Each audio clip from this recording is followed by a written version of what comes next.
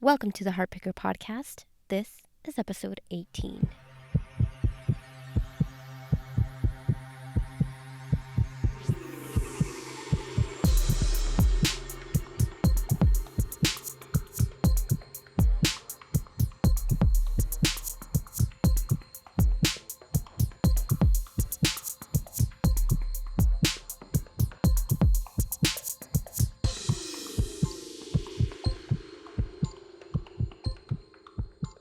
Hello, everybody. Welcome to the Heartpicker Podcast. For those of you who are new here, this is my little space to share emotional processes and pick my heart a little in order to help you heal your own wounds if you can relate to any of all that I share here. I also pick other people's hearts not to expose them or take advantage of their vulnerability, but instead to learn and grow from the experiences they decide to share. In the second season, I am doing weekly episodes, alternating between solos, where I talk alone in my closet, and interviews that I switch between Spanish and English, where I talk with people about their own journey. This episode is going to be about what I went through when I burned out around October of last year, which led to putting a pause for quite a few months on this podcast, and basically what I learned from that experience. So here we go. First of all, I have to start by saying what a funny irony it is that I had to stop the podcast at a time where I was sick, had a fever for a few days, thought I had COVID when I got blood tests and doctors were reading that as COVID positive. And I basically had to stay isolated in my bedroom for a while. And then that got mixed up with other health issues. I had to get surgery. And it's really funny because around that time, I decided to stop the podcast. I don't think I even had a choice. And now, as I am relaunching and restarting and coming back to the podcast, I'm in this exact same position. My boyfriend is COVID positive, so I am COVID positive, and we are currently quarantining in my bedroom because my mom is outside and we don't want to infect her. And yeah, that's the situation right now. It's so funny. It's so ironic how where I left the podcast and now that I am restarting it, same context, only the only difference is my mental state. It's funny how we can live the same situation, but it can be totally different just because of what's going on inside our minds. Yes, it's all in the mind. Anyway, I'm going to talk here to you guys about what happened, why I had to pause the podcast, why I had to step away from social media for a few months and focus on other things, and what happened, because it was a pretty emotional, transformative, big shift for me. A lot of struggles, emotional lows, and I kind of want to talk about it here as a way to return my first solo episode in a while, because I know that burnout is very common, especially in us millennials and Generation Zs, I guess. I can't really speak for them. But let's see, where do I start? I guess we could start going back in time to October 2020. I had just launched my podcast. No, actually, I had launched my podcast at the end of May of last year, of 2020. Had been working on it crazy since beginning of April. So basically a month into the pandemic, the world quarantine. And I had already been pondering on it for a couple of years, playing around with recording and editing and playing with the idea of it, what kind of concept it would have. But I didn't decide to actually get on it, launch it until the pandemic started.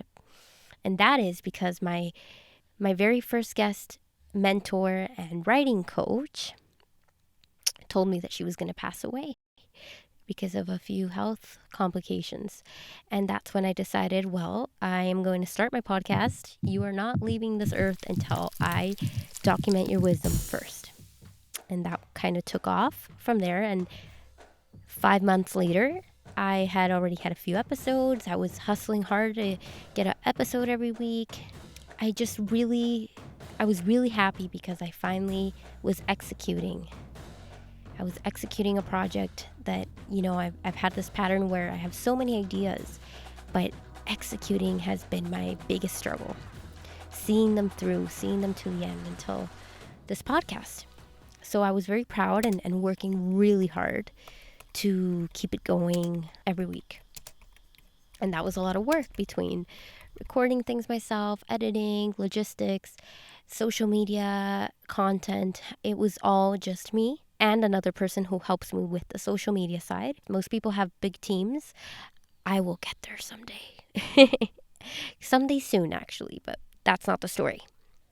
So after 5 months went by, around, let's say, September, I started to lose motivation. I started to feel really tired. Things started to seem more like a chore.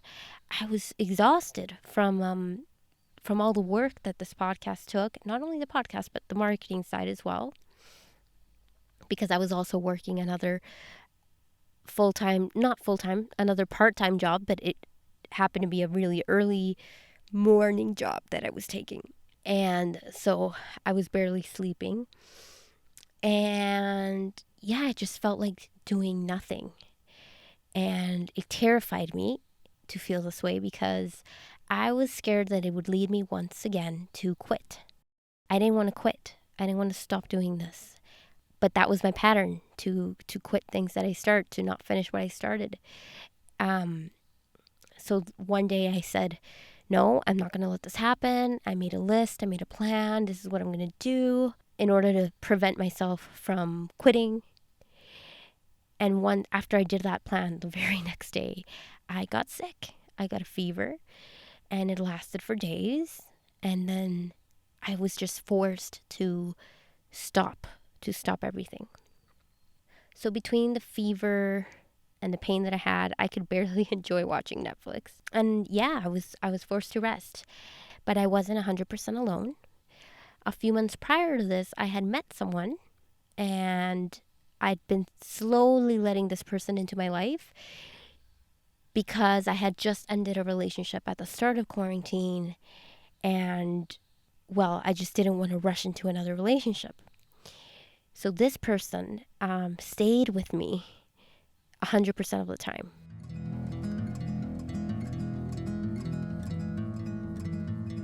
And let me give some context here. This was a challenge for me because, I was very grateful. But it was also challenging for me because I had been struggling with another pattern, which was to always be in relationships and to sort of become maybe emotionally dependent on them.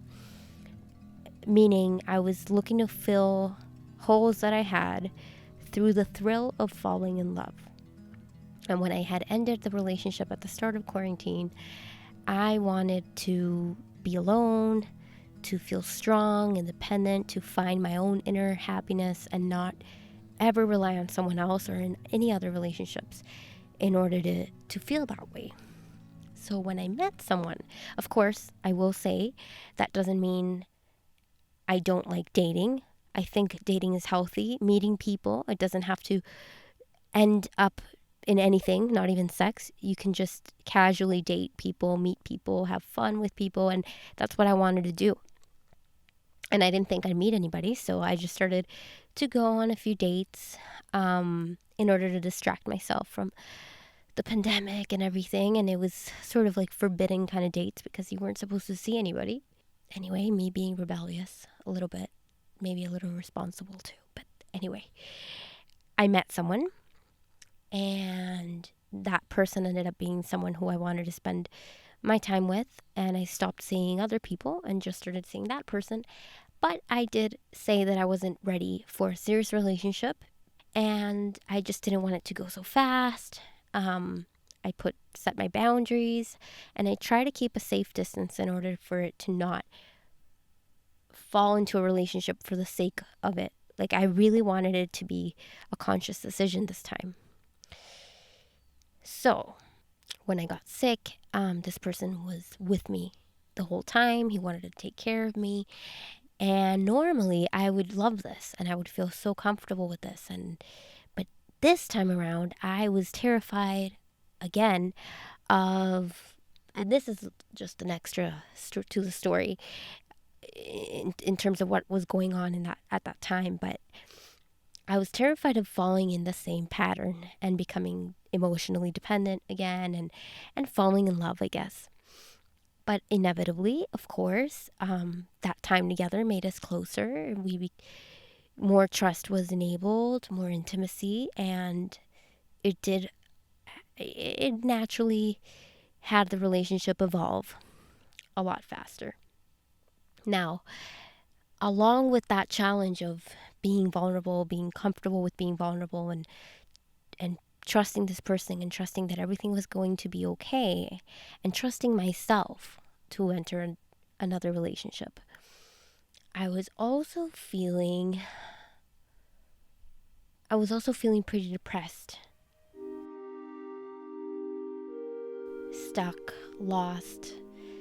I wasn't doing anything anymore, I wasn't working on my podcast, I wasn't present on social media. I was just like, I felt like somehow I had lost track of where I was supposed to go in my life, where I was headed. And because I felt this way, I just wanted to lay low from the outside world, especially social media. Mostly because I was just so ashamed that I had stopped the podcast without a word. I didn't even know what to say. I should have said, what I would have said now is, I'm stopping things because of my health. But I believe I said a few things maybe on a few Instagram stories, but I should have made an official post. Anyway, I didn't think to do it. I didn't even know what to say. I was just ashamed and I didn't say anything. I just stopped everything completely. And I felt like a complete failure for doing that. But I also had no choice. Physically, emotionally, and mentally, I was unable to continue.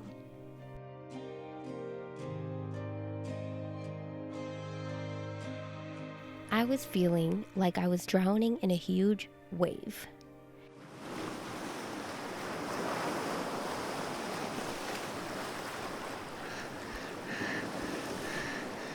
And I couldn't find my way out of it. And I couldn't even understand it.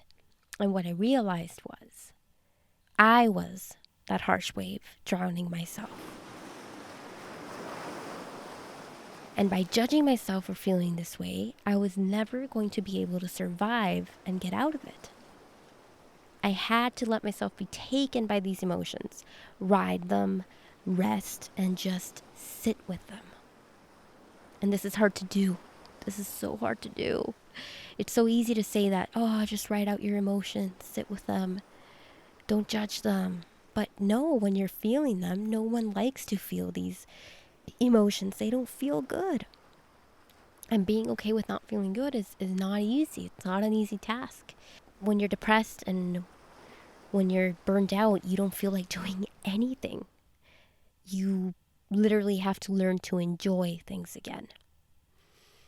I mean, I couldn't even meditate. I didn't feel like meditating. I didn't feel like doing yoga. I didn't feel like doing any of the things that I usually did and that really centered me. I had lost my center completely. So my first lesson was this: to not judge these emotions, to not judge myself for feeling them, but to simply be there and ride out those uncomfortable waves and uncomfortable feelings and just be there. So what did I do? I decided to do whatever the fuck I felt like doing. If I wanted to watch Netflix, I watched Netflix. If I wanted to read, I read. If I wanted to sleep in, I slept in. If I wanted to eat fast food, I ate fast food. I did whatever I felt like doing. And it's funny because I had been so self-disciplined and about meditating and living a healthy lifestyle and having healthy rituals for my mental health and journaling and trying to eat well and work out. And now I was just all over the place. I was doing whatever the hell I felt like after a long few months of discipline. And that was hard to do because I had taught myself to not do these things because I didn't think they were healthy. And it was hard not to judge myself for doing these things, for simply letting go and just doing whatever I felt like doing. It's like having a vacation almost. It's really hard because you feel like you're wasting time and you should be making something out of yourself. Which brings me to my second discovery and the biggest one. And this is probably the biggest lesson of this whole experience. Here it is. Are you ready? You ready? I realized how caught up I was with doing. Let me repeat that. I realized how caught up I was with doing and how I stopped and completely disconnected from my being. Our doing comes from our ego and the tangible things of this earth. Our being comes from our soul, our inner world, the abstract, beyond mental and logic. I based so much of my self-value by what I could achieve instead of who I could be and what experiences I could have. So I would say no to many things in order to make my projects happen, which of course shows commitment, discipline, is responsible. But sometimes, if it's not balanced, it also strains you from just living. And I had spent quite a few years, I think, through my entire 20s, pressuring myself to do, hustle, in order to make something out of myself. And it's no wonder I got tired and exhausted and had to, my body, I guess, forced me to hit the pause button on it all. My anxiety makes me do so many things because I feel like my anxiety made me do so many things because I felt like if I didn't do it, I'd be a nobody. That was amazing because I finally I started to find self-love for who I was, like stripped away from my accomplishments, my projects, and all the things that made me me. I no longer defined myself by those things. Now I loved myself for me, for who I was. And I sat with that for a while, and then I finally decided to show up on Instagram and start working on my podcast again, slowly but steady. And I am returning with you now to share this with you. Because I think that a lot of us, especially now with social media, we're looking to do things and to show everything that we're doing and to get that attention in order to grow and be successful. It's no longer enough to just work on your projects and take your time. Now you have to be fast. You have to be sharing content on a daily basis and growing your audience. And it can get quite exhausting, and it can, quite frankly, make you feel lost because you're no longer working from your own heart. You're kind of working from ego in order to sell yourself and sell your products and sell your services. And for some people, it works fine. And for others, like me, it can really pull a toll on you. So where am I now? I'm still getting to know myself. I'm learning the balance between self-discipline and respecting my own natural rhythms. I no longer judge myself for feeling things. If I feel sad, I give my body what it craves, even if it means taking it easy for a week. I don't judge myself for not being this productive animal. I'd been trying to, live a perfect life and have a perfect morning routine and get up at 5 a.m. and meditate and do yoga and just have this lifestyle that all these successful people show. And now I realize and I respect that it's not what my body needs at this moment. That maybe I am a night owl and I work late at night and I get up late, but I still do all the things that I want to do. Maybe that works for me right now, and that's okay, even if it doesn't look like this perfect picture of what a successful person's life should look like. I take things slower because I'm really in no rush to get anywhere. I'm falling in love with the process, the journey, and I'm definitely not losing touch with my goals and objectives, but I'm not judging myself constantly for not getting there in a heartbeat. I'm no longer defined by my accomplishments, by the things I have, whether I have a bachelor's degree or not, whether my podcast has a million listeners or not, whether my Instagram has a million followers or not, the jobs I've had. None of those things define me. I'm defined by who I am, and I love myself for who I am. And when you work on your being first, then the doing becomes a lot easier. And then anxiety kind of lowers down a little bit. I do suffer from anxiety still, but it's transformed and transcended into maybe different types of anxieties and no longer an existential one. And that's all. I hope you enjoyed this episode.